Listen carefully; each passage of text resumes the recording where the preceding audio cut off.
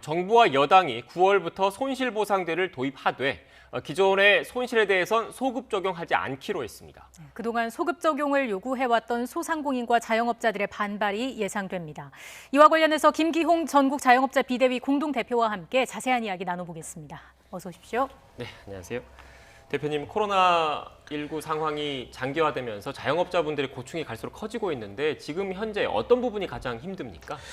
우선은 지금 집합 금지와 제한을 반복하면서 이제 행정명령을 따르고 있다 보니까 이 매출 부분의 감소가 가장 큽니다. 그러니까 코로나로 인해서 이미 한 50% 정도의 매출이 감소를 했음에도 불구하고 집합 금지 제한 업종들은 국가의 행정명령을 통해 추가적으로 문을 닫을 수밖에 없는 상황입니다. 그러니까 그러다 보니까 이 매출 부분에서 굉장히 하락이 좀 컸고 그것이 회복하는 거에 대해서 좀 상당한 시간이 걸리다 보니까 현재 경제적으로도 굉장히 어려운 상황이라고 보고 있습니다. 네, 아무래도 방역 당국의 그 대책 부분에 있어서도 답답한 부분이 적지 않을 것 같은데 특히나 PC방 업주분들이 가장 힘들어하는 부분은 어떤 게 있을까요? PC방 같은 경우는 이제 지난 8월 19일에 처음 청소년 감염의 온상이라는 이제 좀 잘못된 보도로 인해서 집합 금지 업종으로 처음 분류가 됐었습니다. 네. 이제 그런 이제 보도들이 이제 지속되다 보니까 이 PC방이 굉장히 위험한 시설로 낙인이 찍혔는데요. PC방 같은 경우는 실질적으로 시설이 소방법에 의해서라든지 여러 가지 안전에 대해서 좀 최적화되어 있는 시설입니다. 그러니까 기존에 좀 PC방이 좀 낙후됐던 시절이 있었지만 현재는 좀 이런 시설이 업그레이드가 많이 됨으로 인해서 쾌적한 문화 공간으로 탈바꿈된 지가 오래됐습니다. 근데 이러한 보도들로 인해서 이게 아무래도 좀 위험한 시설이라는 낙인 찍히다 보니까 손님들이 좀 많이 오지 않는 이런 상황이 좀 PC방의 매출이 하락에 좀 주된 요인이 됐어요. 그러니까 그런 부분들이 좀 가장 어려운 상황입니다. PC방 같은 경우. 네, 지금 대표님께서도 현재 PC방을 운영하고 계시는 겁니까? 예, 저도 용인에서 제가 운영을 하고 있고요. 특히나 이제 저 같은 경우는 좀 직장인들이 이제 좀 뭐 회사에서 이제 PC방만 다녀간다고 해도 뭐 자가격리를 시킨다는 등 이런 좀 강압적인 그 이제 자체의 규제를 따르다 보니까 매출이 많이 감소한 상황입니다. 네, 아무래도 지금 대표님께서 PC방을 운영하고 계시는 자영업자분이시기 때문에 관련된 내용을 먼저 여쭤봤는데 그 외에 뭐 노래방이라든지 코인 노래 연습장 다른 업종에서도 고충을 호소하고 있는 거죠?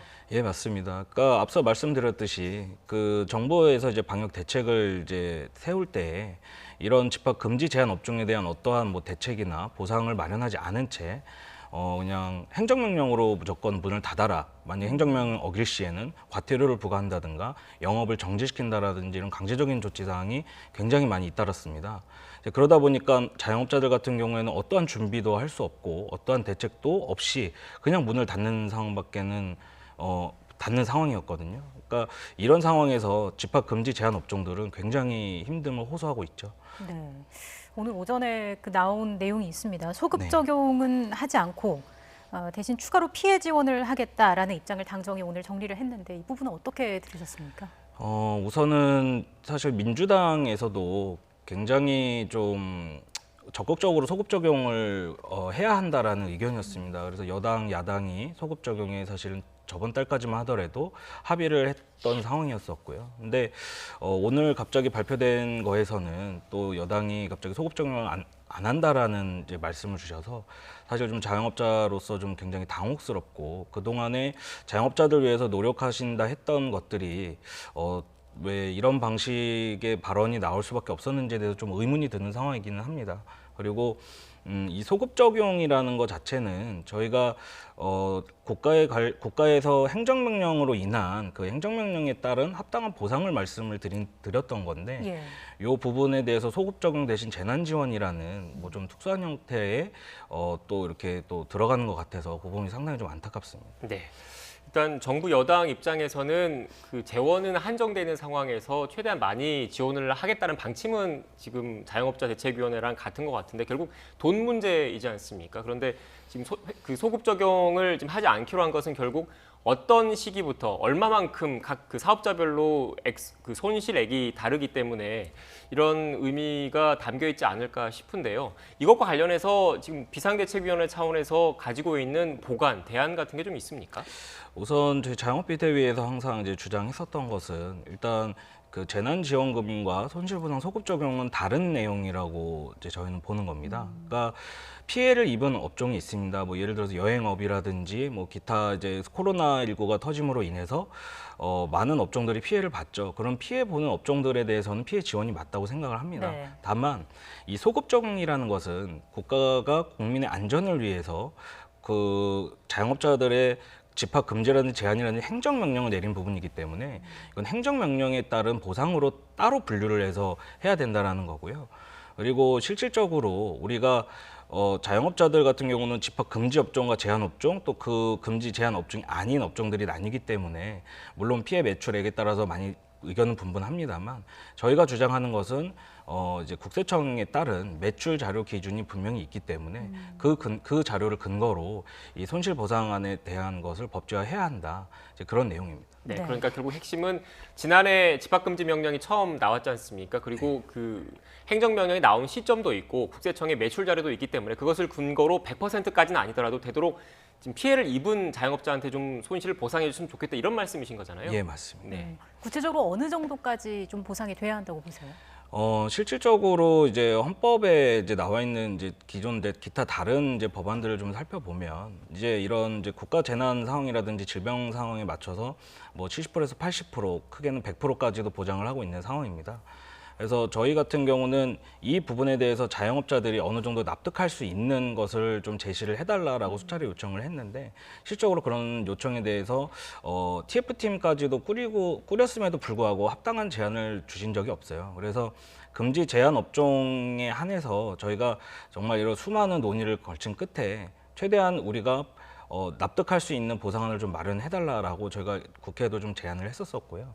그러니까 그런 제안 자체도 지금 받아들이지 않는 상황이고 자영업자들의 입장에서 이 손실보상 소급 적용이 좀 빨리 이루어져야 지금 어려움을 겪고 있는 것이 숨통이 트이기 때문에 좀 빠른 이제 법제화를 지금 주장을 하고 있는 겁니다. 네, 네. 지금 빠른 법제화를 주장을 한다고 말씀하셨는데 오늘 지금 또 나온 안 중에 소급 적용은 안 하겠지만 지원 대상을 기존 8개 업종에서 16개 업종으로 늘리겠다. 이 부분에 대해서는 찬성하는 입장이십니까?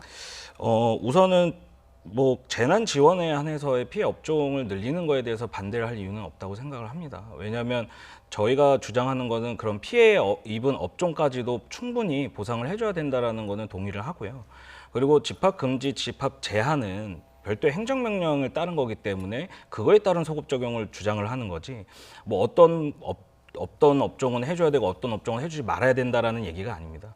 그러니까 분명한 것은 행정명령에 의해 저희가 집합 금지, 집합 제한을 받은 업종이 있고요. 집합 금지, 집합 제한 업종을 행정명령으로 이행하지 않았다 하더라도 기본적으로 코로나19의 발병으로 인해서 피해를 입은 업종들이 있기 때문에 이 피해를 입은 업종들도 당연히 국가에서 돌봐줘야 한다고 생각을 합니다.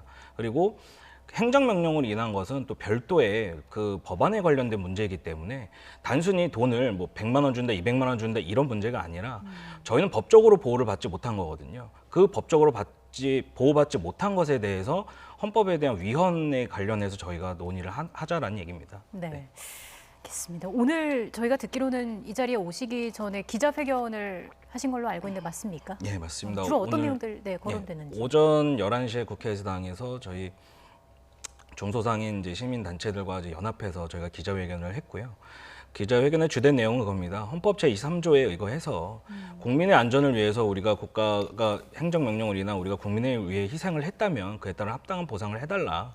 그리고 그동안에 여야가 합의를 해서 이 법안을 처리를 하겠다, 소급 적용해주겠다라고 저번 주까지도 이제 여당에서도 그런 이제 뉘앙스가 얘기가 했었습니다. 근데 이런 부분에 대해서 갑자기 지금 한 일주일 사이에 굉장히 기조가 좀 변했는데요.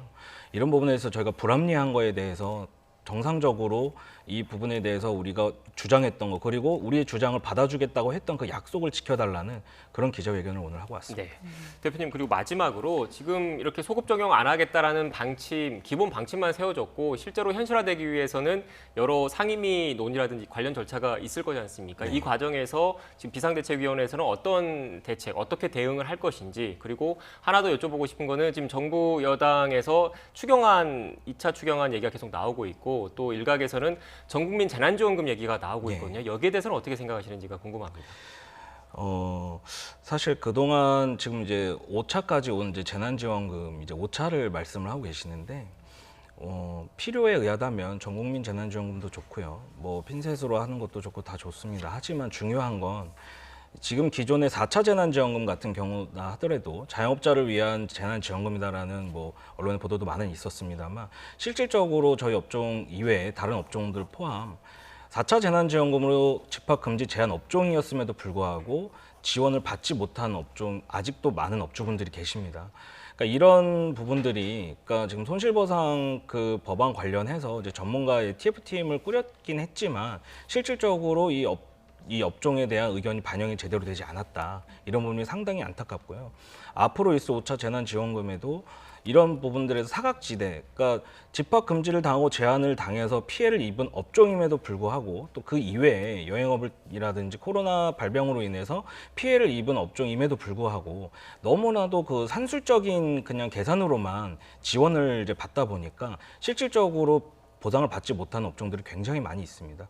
그러니까 이런 부분들을 좀 해결을 하려면 제대로 된 전문팀을 꾸려야 된다. 그 전문팀 안에는 이런 집합 금지나 제한 업종 또 피해 업종들이 포함되어야 된다라고 좀 생각을 합니다. 네, 지금 말씀하신 거 좀 정리를 하면 일단 피해를 본 자영업자분들한테 한정된 재원이 좀 집중이 됐으면 좋겠다 이런 의미십니까?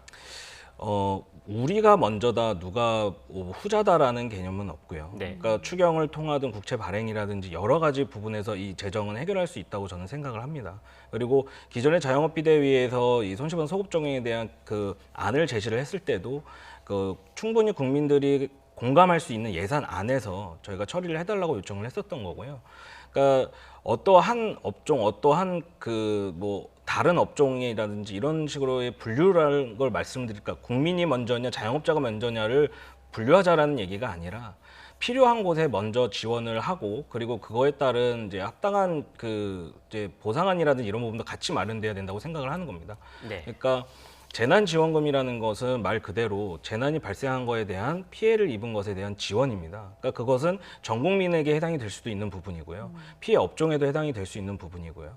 그리고 저희가 말하는 집합금지 제한 업종에 대한 손실보상 소급 적용은 아까도 말씀드렸지만은 법제화가 되지 않아서 그거에 대한 위헌의 그 여지가 충분히 그 계속 논의가 되고 있었던 상황이었거든요. 네. 그러니까 이 부분에 대해서도 해결을 바라는 건데 안타까운 것은 항상 이런 손실보상 소급 적용을 얘기를 할 때 재난지원금과 같이 묶입니다. 그러다 보니까 마치 재난지원금을 우리가 부정을 하고 손실보상 소급 적용만 옳다라고 주장하는 것처럼 보여져요. 그러니까 저는 이런 시선 자체가 좀 굉장히 좀 불편하고 안타깝고 속상합니다. 그러니까 저희는 분명한 것은 어떠한 것도 저희는 자유를 보장받지 못했거든요. 장사를 할 수 있는 기회조차도 저희는 박탈당했었습니다. 그러니까 마이너스가 1,500만이 나든 마이너스가 2,000만 원이 나든 그거를 0으로 보는 것이 현재 지금 재난지원금의 개념입니다. 그러니까 TF팀이 최근에 그 손실보상에 관련해서 우리가 더 많이 지급을 해줬다라는 것은 피해액을 0으로 보니까 그런 것이 발생을 하는 거거든요. 그러니까 이런 부분이 참 너무 개탄스럽습니다. 네. 네, 개탄스럽다고 말씀을 해주셨고 앞으로도 지금 들어보니까 소급 적용 여부와 관련해서는 계속 그 비대위 자영업자의 의견을 전달하시려고 하시는 것 같다는 생각이 듭니다. 네, 알겠습니다. 지금까지 김기홍 코로나19 대응 전국 자영업자 비대위 공동대표와 함께 현장의 목소리 들었습니다. 오늘 말씀 고맙습니다. 고맙습니다.